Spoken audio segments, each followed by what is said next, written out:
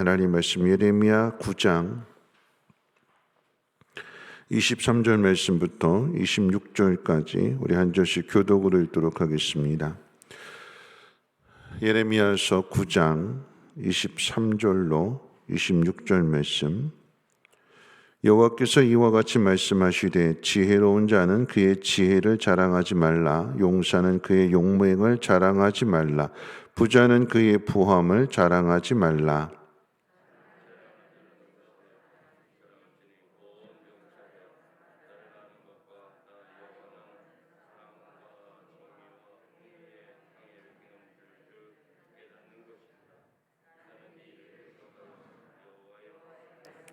여호와의 말씀이니라. 보라, 날이 이르면 할례 받은 자와 할례 받지 못한 자를 내가 다 벌하리니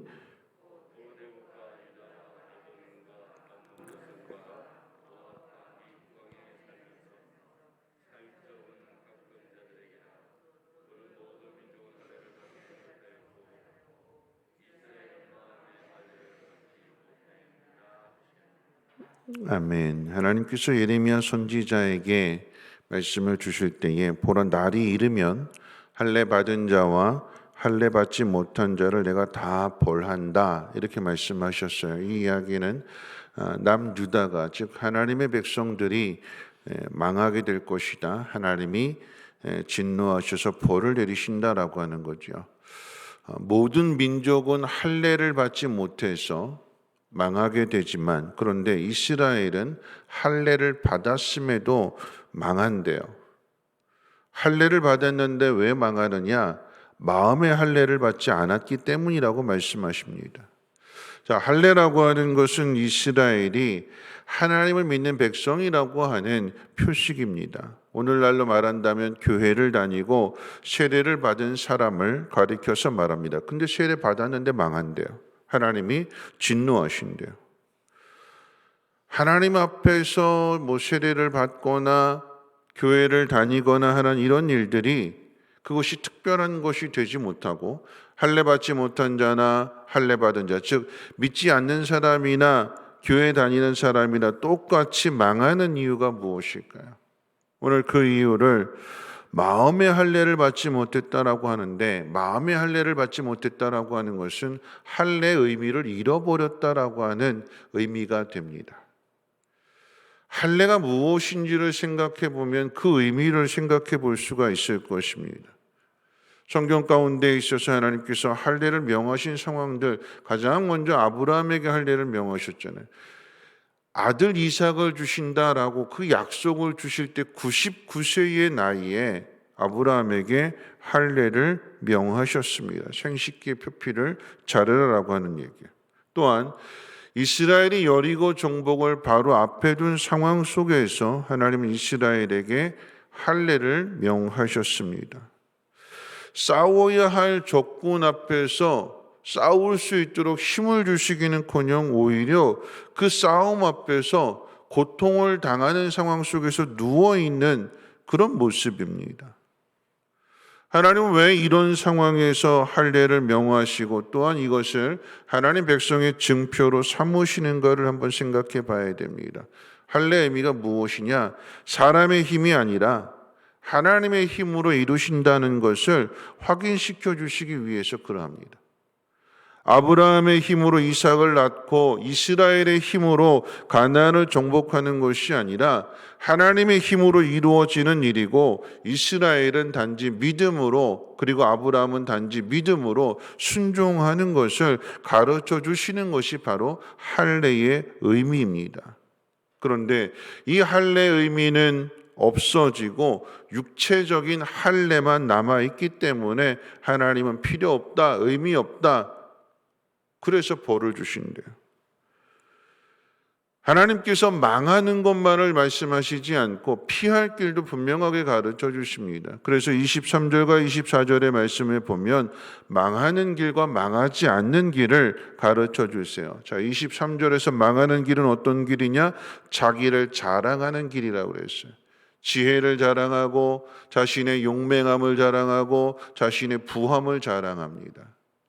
반면에 사는 길은 어떤 길이냐? 24절 말씀 가운데 보면 하나님이 사랑과 정의와 공의를 이 땅 가운데 행하시는 분이심을 아는 사람은 망하지 않는데요. 그게 살 길이래요. 다시 말하면 아브라함에게 할례를 명하시고 이스라엘 백성들에게 할례를 명하신 것은 하나님이 어떤 분이신가를 가르쳐 주시기 위해서 그 할례를 명하신 것이고, 그 할례를 통하여서 마음속에 우리 힘으로 살아가는 것이 아니라 하나님의 힘으로 살아가는 것인 것을 날마다 확인하고 그 사실을 잊지 않고 겸손하게 살아가라라고 하는 것입니다. 겸손이 뭘까요? 순종입니다. 순종. 교만이 무엇입니까? 불순종이에요. 순종하지 않고 자기 마음대로 자기 생각대로 살아가는 것. 하나님 믿는 것도 자기 방식으로 믿는 거예요. 하나님 명하신 대로 행하지 않고. 망하는 것과 망하지 않는 것, 하나님을 아는 것과 하나님의 뜻대로 행하지 않는 그 차이를, 오늘 이 말씀의 의미를 딱 한 사람을 통해서 생각해 보면 이게 쉽게 비교가 됩니다. 누구냐면 요셉이에요. 요셉.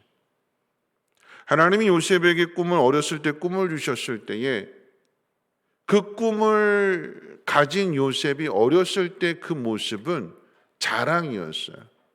형들에게 자랑하고 부모에게 자랑하고, 난 이런 꿈을 꾸었고 하나님 나를 통해서 이렇게 하실 것이고 당신들은 다 내 밑에 있는 사람들이고, 자랑입니다.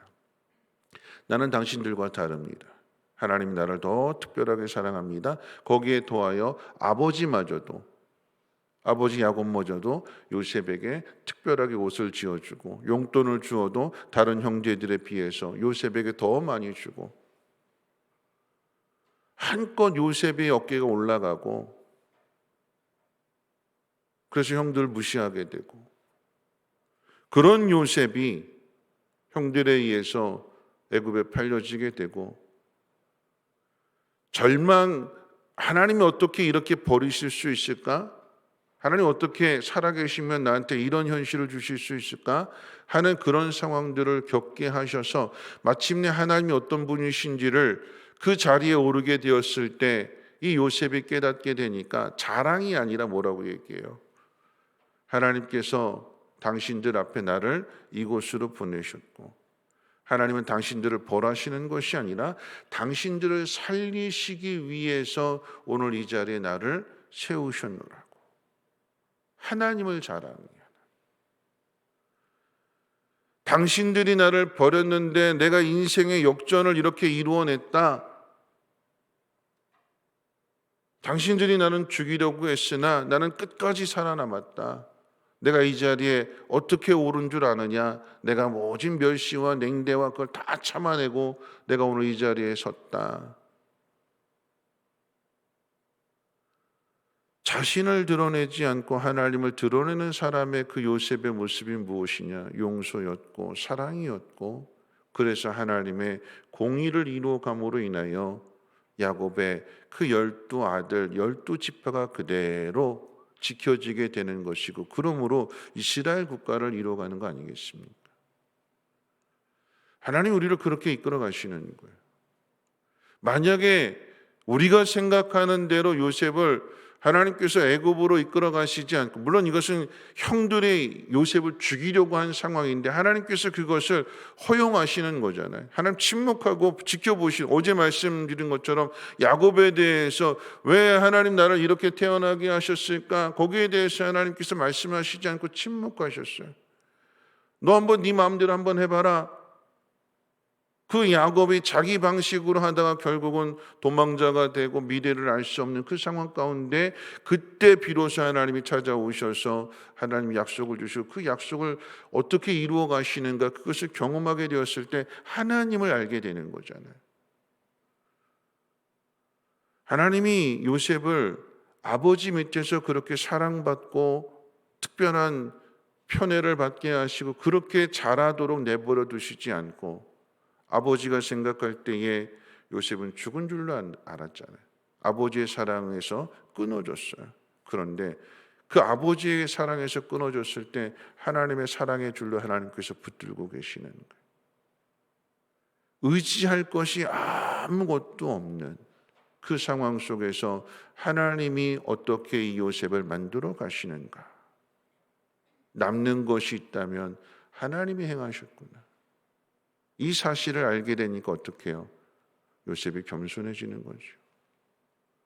하나님이 어떤 분이신지를 드러내고 거기에 자신을 쏙 빠지게 되는, 이게 마음의 할례입니다. 이 마음의 할례의 의미를 깨닫지 못하게 되면 남는 게 무엇이냐? 육신의 할례밖에는 없어요. 교회 온 거 자랑하고 헌금 많이 한 거 자랑하고 봉사하는 거 자랑하는 거, 그거 누가 주시는 건데? 하나님 주시는 거잖아요.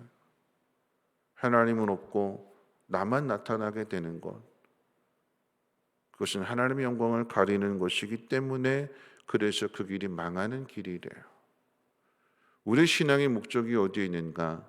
하나님을 아는 데 있고 하나님을 경험하는 데 있어요. 왜 하나님이 가장 중요한 순간에 할례를 명하시는가? 이 일은 사람의 힘으로 이루는 것이 아니라 하나님의 힘으로, 하나님의 능력으로 이루어 주시는 것이라는 것을 분명히 우리 가슴 속에 각인시켜 주시기 위해서 그래서 명령하시는 거예요. 우리는 이와 같은 사실을 분명하게 알아야 됩니다. 왜 하나님께서 나를 코너로 몰고 가실까? 왜 지금 전쟁을 앞에 두고 있는데 좋은 무기를 주시기는커녕 오히려 할례를 행하여 적군 앞에서 꼼짝 못하도록 오히려 고통 가운데 누워있게 만드실까? 그런데 하나님이 지켜주시고 세상의 방법이 아닌 하나님의 방법으로 그 성을 힘을 단련하고 무기를 연마하고 그래서 무너뜨리면 내 희생도 큰데 하나님 말씀에 순종하니까 전혀 이스라엘 백성에게는 희생이 없는, 그저 한 바퀴 돌고 그랬을 때 하나님께서 그 성을 무너뜨리시는 무혈입성인 거잖아요. 무혈입성. 하나님이 행하셨기에 그 좋은 길을 놔두고 나는 이런 사람이고 나는 이런 일을 했고 나는 지혜롭고 용기 있고 나는 이런 모든 것들을 다 가졌고 하나님의 영광은 사라지고 자기 영광만 나타나게 되니까 하나님이 다시 도로 찾아가시는 거예요. 여러분, 우리가 그런 인생 살아서는 안 되는 거죠. 하나님이 우리를 어떻게 다듬어 가시는가, 어떻게 연단해 가시는가. 요셉이 우리에게 교훈이 되어서 우리의 자랑거리가 아닌 오직 하나님만을 자랑할 수 있는, 하나님이 행하셨노라고 그것을 많은 사람들에게 나타날 수 있는 하나님의 사랑, 하나님의 공의, 하나님의 정의를 이 땅 가운데 세워갈 수 있는, 오늘이 3.1절이라고 했을 때 우리가 대한독립 만세 외쳐가지고 이 땅에 광복이 찾아온 것이 아니라 하나님이 하나님의 방법으로 원자폭탄 터지게 되니까 일본이 항복해서 두 손 들고, 우리가 했을까요? 아니지요. 하나님이 행하셨잖아요. 이 땅의 기적이, 한강의 기적이 우리가 행한 일일까요? 아니요. 하나님이 행하시는 일이잖아요. 그러면 그것을 인정하고 하나님의 영광을 나타내는 그 일에 하나님은 이런 분이시라고 우리 믿는 자들이 요셉과 같이 하나님의 그 영광을 온 땅 가운데 드러낼 수 있는 그 믿음이 회복되기를, 그리고 이 교회가, 이 땅의 교회들이 이와 같은 사명을 잘 감당할 수 있기를 위해서 오늘 더욱더 힘써 기도해야 될 것입니다. 우리 찬송가 290장 찬송 드리신 후에 함께 통성으로 기도하도록 하겠습니다. 찬송가 290장, 이 찬양의 가사가 바로 우리 집의 모습이에요. 늘 주님을 배반하는데, 근데 주님은 그런 우리를 위해서 늘 십자가를 지시는, 늘 사랑하시는 이 찬양의 가사를 통해서 우리가 다시 한번 하나님 앞에 고백하도록 하겠습니다. 우리는 주님을 배반하나 내 주 예수여 전히 날 부르사 그 참 되신 사랑을 베푸시라니 내 형제여 주님을 곧 따르라. 주 널 위해 비네 주 널 위해 비네 주 널 위해 비네 항상 비시네 주께서 풍성한 은혜를